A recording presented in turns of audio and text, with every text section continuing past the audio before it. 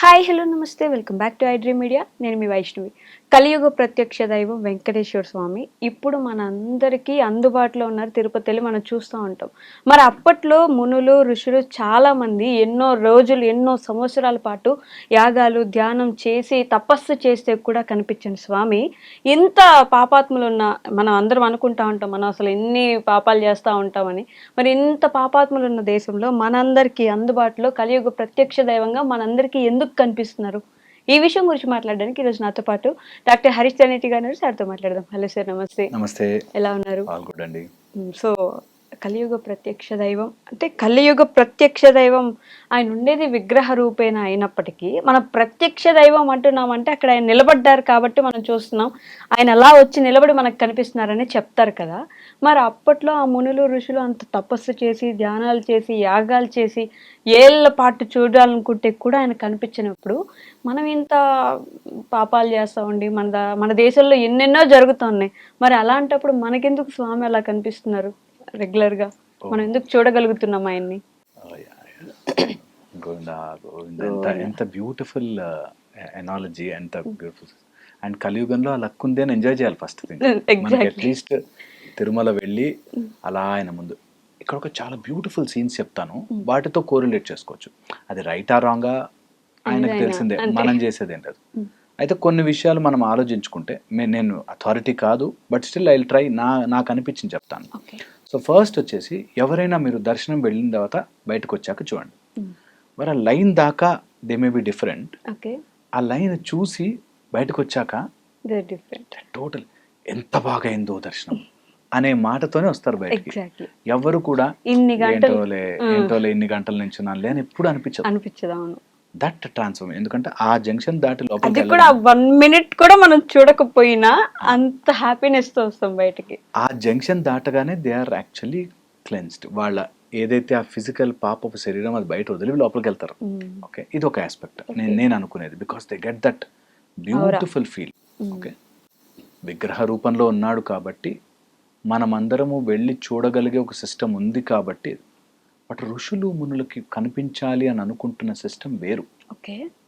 మనుషులుగా మనం వెళ్ళి చూడడం, మన చర్మచక్షులతో చూడడం ఈజ్ డిఫరెంట్. ఓకే, మనమంతా కోరికలు తీర్చుకోవడానికి వెళితే వాళ్ళు ఆ కోరికలే లేని స్థితికి వెళ్ళడానికి వెళ్తారు. మోక్షం కోసమో చేయడం కోసమో తనలో ఐక్యం అవ్వడం కోసమో చేస్తారు. సో దాన్ని డిఫరెంట్గా చూడాలి. సరే, పాపాలు చేశారు ఓకే, పాపాలు చేశారు అందరూ అసలు నేనైతే పాపం పుణ్యం అనే కాన్సెప్ట్నే చాలా దూరం పెడతాను. ఓకే, జనరలీ పాపాలు పుణ్యాలు అనేవి లెక్కలు వేసుకోవడానికి, కానీ మనం ఎవ్వరము చెప్పలేము ఏది పాపమో ఏది పుణ్యమో. ఓకే, ఏది పాపమో ఏది పుణ్యమో మనం అసలు ఎప్పటికీ చెప్పలేము. అంటే అది వాడికి రైట్ అని అంటున్నారా? చేస్తున్న వాడికి రైట్ అయ్యి ఉండొచ్చునా? రైట్ ఆర్ రాంగ్ ఆయన డిసైడ్ చేసుకుంటారు. సపోజ్ నేను ఒకళ్ళకి ఏదో గుడిలో వచ్చేసి ప్రసాదం పెట్టాను, ఆ ప్రసాదంలో చాలా ఎక్కువ సాల్ట్ అయిపోయి వాడికి ఏదో ప్రాబ్లం అయింది. ప్రసాదం మంచిదే, కానీ వాళ్ళకి ఎక్కువ సాల్ట్ పెట్టాను కాబట్టి ఇప్పుడు నేను చేసింది పాపమా పుణ్యమా అది మనం లెక్క వెయ్యలేము. Okay, it's all planned in the very beautiful way. Cosmic plan లో ఒక భాగం. అంటే సారీ టు ఇంటరప్ట్, మన మనసు మంచిదయ్యుండి మనం పెడితే అది పాపం కాదు పుణ్యమే కదా? ఎగ్జాక్ట్లీ అంటున్నా. ఇప్పుడు మన మనసు మంచిగా ఉందా లేదా అనేది ఎవ్వరూ డిసైడ్ చేయరు. ఓకే, సో అందుకని అది మన లెక్కలో ఉండదు. పాపము చేశామా పుణ్యము చేశామా అన్నది ఎప్పటికీ మా లెక్కలో ఉండదు. మా గురువు గారు చెప్పేవారు, నువ్వు ఏది చేసినా అది పాపమా పుణ్యమా అని నువ్వు లెక్క వేయడం మొదలు పెట్టావంటే you are wrong, fundamentally wrong. So అందుకని పాపం పుణ్యం వస్తుందా, ఇంతమందికి చేస్తే పుణ్యం వస్తుందేమో, ఇలా చేస్తే పాపం వస్తుందేమో అనే దాంట్లోకి వెళ్ళొద్దు. నీ కాన్షియస్నెస్కి తెలుస్తుంది ఇది రైట్, ఇది రాంగ్, ఇది తప్పు, చేయకూడదు అని తెలిసిపోతుంది. సో అలా చేయకుండా మనం లైఫ్లో ముందుకెళ్తాం. అది పాపమా పుణ్యమా అనేది దశరథ మహారాజుకే తెలియలేదు, మనం ఎంత ఆఫ్టర్ ఆల్. అందుకని సో ఫండమెంటల్లీ మనకి పాపాలు చేశాము కాబట్టి ఎంతోమంది భగవంతుడి క్యూలో నుంచుని వెళ్ళి వెంకటేశ్వర స్వామిని దర్శనం చేసి అలా ట్రాన్స్ఫార్మ్డ్గా బయటకు వచ్చిన వాళ్ళు తెలుసు నాకు ఎంతోమంది. ఓకే, జస్ట్ బయట ఏమన్నా పాపాలు చేసుండొచ్చు పుణ్యాలు చేసుండొచ్చు, లోపలికి వచ్చి దే హవ్ జస్ట్ ట్రాన్స్ఫార్మ్. బాలాజీని బిజినెస్ పార్ట్నర్గా చేసుకుని ఓకే. ఆయనని బిజినెస్ పార్ట్నర్గా చేసుకుని ఆయన వచ్చిన డబ్బులు షేర్ ఇస్తారు. Can you believe that? Venkateswara స్వామిని బిజినెస్ పార్ట్నర్గా పెట్టుకుని అందులో షేర్ ఇస్తారు. నేను ఇంత సంపాదించాను స్వామి అని చెప్పి షేర్ ఇస్తారు. ఎందుకు? ఆయనకు వడ్డీ కాసులు వాడు అని పేరుంది కాబట్టి అట్లా. So they have totally transformed and surrender to Venkateswara. అప్పుడెప్పుడో పాపం చేశారు కదా, కానీ ఈ క్షేత్రం యొక్క గొప్పతనం ఏంటంటే నువ్వు ఎన్ని పాపాలను చేసేసే అయిపోయిందా, నీకు ఎప్పటికైనా ట్రాన్స్ఫర్మేషన్ రావాలంటే నీకు రెడీగా వెంకటేశ్వర స్వామి అలా తిరుమల మీద కలియుగంలో ఇలాంటి వాళ్ళ కోసం ఉన్నాడు, చూస్తాడు. కనిపిస్తున్నాడా లేదా డిఫరెంట్. చాలా మంది విగ్రహాన్ని చూస్తారు, కనిపించడు. అంటే చాలా మంది ఆ ఎంట్రన్స్ లోకి ఇలా వెళ్ళి ఆయన దగ్గరికి వెళ్తున్నారంటే టపటప ఏడుస్తూ ఉంటారు, కళ్ళల్లో ఇలా నీళ్ళు వచ్చేస్తూ ఉంటాయి. అబ్సల్యూట్లీ. వెంకటేశ్వర స్వామితో అయితే నీకు డైరెక్ట్ మహిమలు, అసలు ఇంకా మధ్యలో కన్ఫ్యూజన్ లేదు. ఓకే, డైరెక్ట్ నువ్వు మాట్లాడగలిగే నీ మనసు క్లియర్గా ఉందా లేదా అన్నది ఇంపార్టెంట్. అంత పవర్ఫుల్ వెంకటేశ్వర స్వామికి. ఒక ముసలాయన తెలుసు నాకు, ఆయనకి ఏ ప్రాబ్లం వచ్చినా ముడుపు కడతాడు.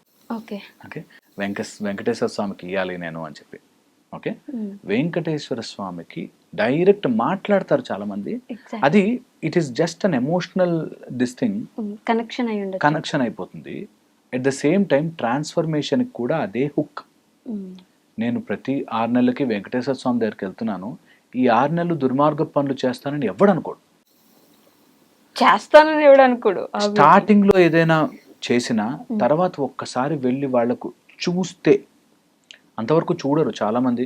ఏదో నాకు విఐపీలు వచ్చింది, ఏదో దర్శనం వచ్చేసింది, వెళ్ళిపోయాను అనుకుంటారు చాలా మంది. ఫర్ దట్ మ్యాటర్ డబ్బులు ఉన్నవాళ్ళే కాదు, డబ్బు లేని వాళ్ళు, నడకదారిన వెళ్ళిన వాళ్ళు కూడా వెంకటేశ్వర స్వామి దర్శనాన్ని నేను ఆయనని చూడాలి అనే ఉద్దేశంతో వెళితే కనిపిస్తాడు. ఆయన మీద ఫోకస్ పెట్టి వెళ్ళాలి. ఇప్పటికీ కూడా నేను ఇప్పుడు ఒక సెగ్మెంట్ చెప్పా కదా, అదర్ సెగ్మెంట్ చెప్తాను. వేరే లైన్లోకి వెళ్ళగానే నన్ను ఎవడు తోస్తున్నాడు, ఎవరిని తోయ నుంచి ఆపాలి అనే గొడవలో పడ్డానికి ఆ మంచిగుంది అని పోయేటోళ్ళు ఉన్నారు. లైన్లోకి వెళ్ళగానే చూడండి, ఫస్ట్ తోసేసుకుని చూసుకుని ఎట్లాగైనా అటే దారి ఆయన దగ్గరికి వెళ్తాము. ఆ మధ్యలో తోసుకుని నేను ఎంత గొప్పవాడిని, నా ముందా నువ్వు చేసేది అనే దాంట్లో ఉండిపోతే వెంకటేశ్వర స్వామిని చూస్తున్నట్టు ఉంటది కానీ ఆయన కనిపించడు. ఇంకెందుకు అసలు, ఇంకేం మారినట్టు అక్కడ దాకా నువ్వు వెళ్ళి ఆయన చూడడం కదా. సో అందుకని నేను చాలా మందికి చెప్తాను, ఎవరైనా నాతో పాటు వెళ్తున్నా, ఎప్పుడైనా దర్శనంకి వెళ్తున్నా అని చెప్తాను, ఆ గేట్ లోపలికి ఎంటర్ అవగానే, ఆ కాళ్ళు కడిగి లోపలికి ఎంటర్ అవగానే స్విచ్ ఆఫ్ అయిపోవాలి మైండ్. ఓన్లీ వెంకటేశ్వర స్వామి తప్ప. ఎవరన్నా నలుగురు తోసుకుంటూ పోతే హాయిగా వెళ్ళిపోరా బాబు, నేను మెల్లగా వెళ్తా అనే ఎక్కువసేపు ఉండొచ్చు ఆయన దగ్గర అనుకోవాలి కదా. హ్యాపీగా అక్కడే కాదు, ఆ దారి అంతా కూడా ఆయనే ఉంటారు. అది తెలియక చాలా మంది మనం కాళ్ళు కడుక్కొని వెళ్తాం మళ్ళీ లోపలికి, అక్కడ ఉంటది స్పెసిఫిక్ గా. సో వెళ్ళిన తర్వాత నీకు అక్కడ ఎవడు ముందు వస్తున్నాడు, ఇంకా నేను లైన్ లో ఉండగా చూసా, వెనకాల మా వాళ్ళు ఎన్నుకుండిపోయినాక చూస్తాడు, ఎదుగుండా వెంకటేశ్వర స్వామి ఉంటాయి. అయ్యో ఆయన్ని చూడ, ఆయనతో మాట్లాడు అని మిస్ అయిపోతారు. అండ్ ఇట్ ఈస్ నాట్, అది ఇక్కడే కాదు, ప్రతి చోట చాలా మంది జరుగుతుంది. అందుకే వెంకటేశ్వర స్వామి కనిపించడానికి సిద్ధంగా ఉన్నా చూడలేని వాళ్ళు చాలా మంది ఉంటారు. అదే వాళ్ళ కర్మ. అంటే ఇది అంటూ ఉంటారు, ఎంతవరకు నిజమో తెలీదు, ఆయన మనల్ని చూడాలనుకుంటే తప్ప ఆయన దగ్గరికి వెళ్ళినా మనం చూడలేము ఆయన్ని. అబ్సల్యూట్లీ వెంకటేశ్వర స్వామిని అలా చూడగలిగితే నిజముగా కళ్ళల్లోకి చూసి ఆయన ఏది అడిగినా అట్లా కురిపిస్తాడు. నువ్వు చూడగలవా? నీ లోపల ఆ పాపము అదంతా పోయి పుణ్యమైన ఆలోచనలు చేసి పవిత్రంగా మారగలిగిన రోజున కలియుగంలో ప్రత్యక్ష దైవం. ఎందుకంటే నువ్వు వాడి మాంగా ఇస్తాడు, అడుగు ఇస్తాడు, నువ్వు నోటు ఏది అడిగిస్తాడు, కానీ నువ్వు చూడగలగాలిగా ఫస్ట్. నిజంగా ఆయన చూడగలగాలి కదా. ఏదో ఉన్నారు చూసేసాం వెళ్ళిపోయాం కాకుండా. ఎగ్జాక్ట్లీ. సో అందుకని మనకి ఒకప్పుడు ఋషులు మునులు తపస్సు చేశారు, వాళ్ళకి అంత కష్టం మీద కనిపించాడు ఆయన. ఇక్కడ ఇంత కలియుగంలో ఉండే అది ఒక గొప్ప వరం మనకి.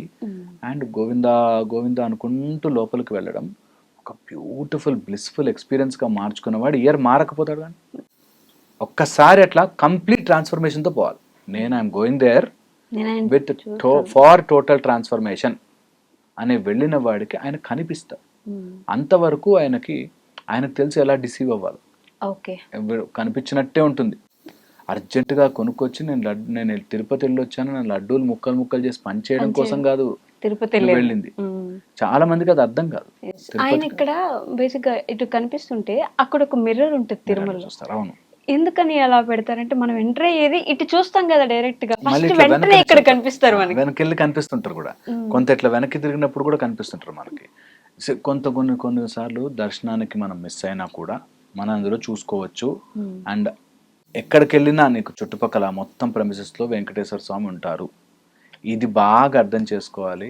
ఆయన అదొక్కటే అక్కడే అని రెస్ట్రిక్ట్ అవ్వదు. Okay, he's omni present everywhere. పోనీ అంత ఇంకా మనకి ధ్యానము శ్రద్ధ రాకపోతే అట్లీస్ట్ ఆ లోపలికి రాగానే అన్న ఆయన దగ్గర ఉండాలి. Shut your mind off and be there. Absolutely. అప్పుడు కనిపిస్తాడు.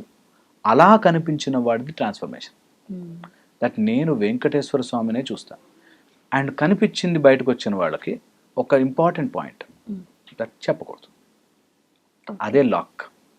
లాక్ ఏంటంటే నాకెంత బాగా అనిపించిందో నన్ను ఇట్లా పక్కకు గుంజి 15 నిమిషాలు నుంచోబెట్టేశాడు. ఇవి అబద్ధం. ఇవి నువ్వు చూడలే, చెప్పుకోవడానికి వచ్చావు.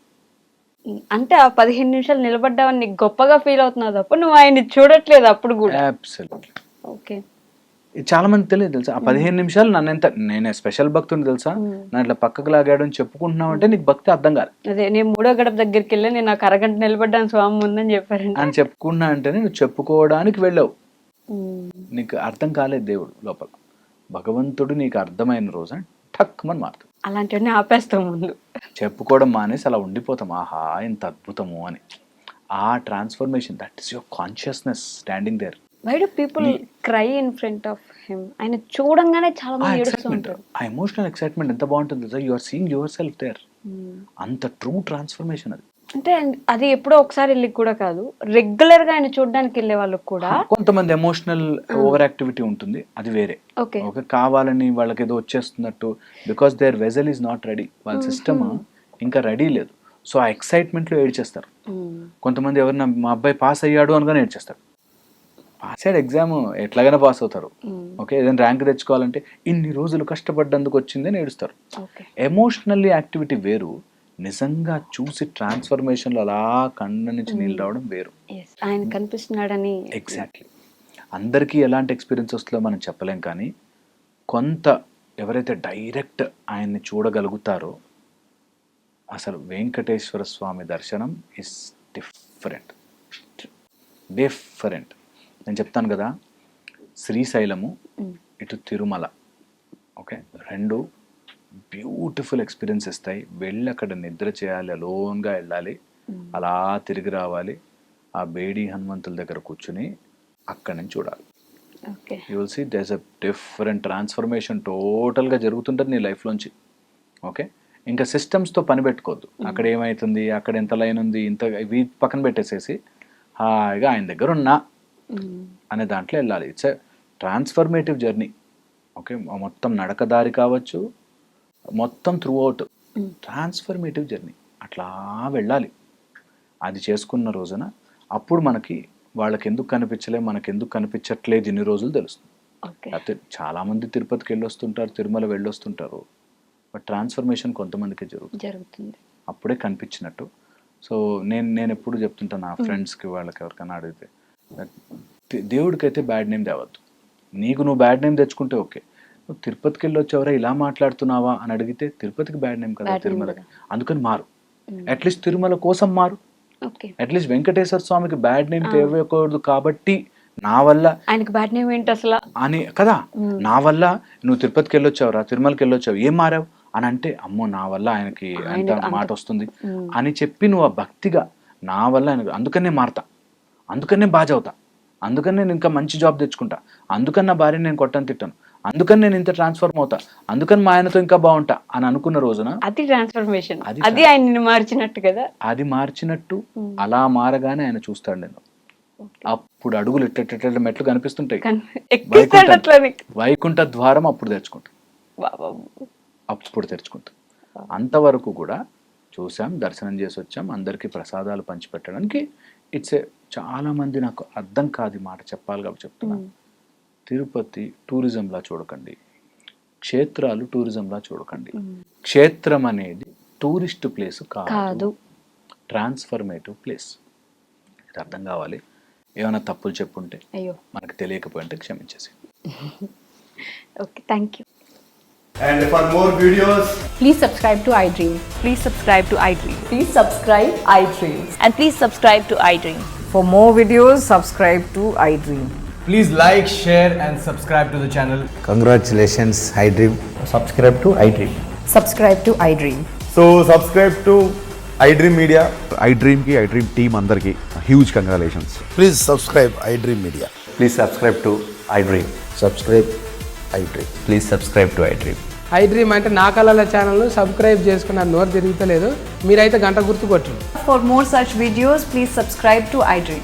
Subscribe to iDream. Please subscribe to iDream. Please subscribe iDream Media. Please do subscribe to iDream. Please subscribe to iDream Media. For best entertainment and information, please subscribe iDream. And don't forget to subscribe to iDream.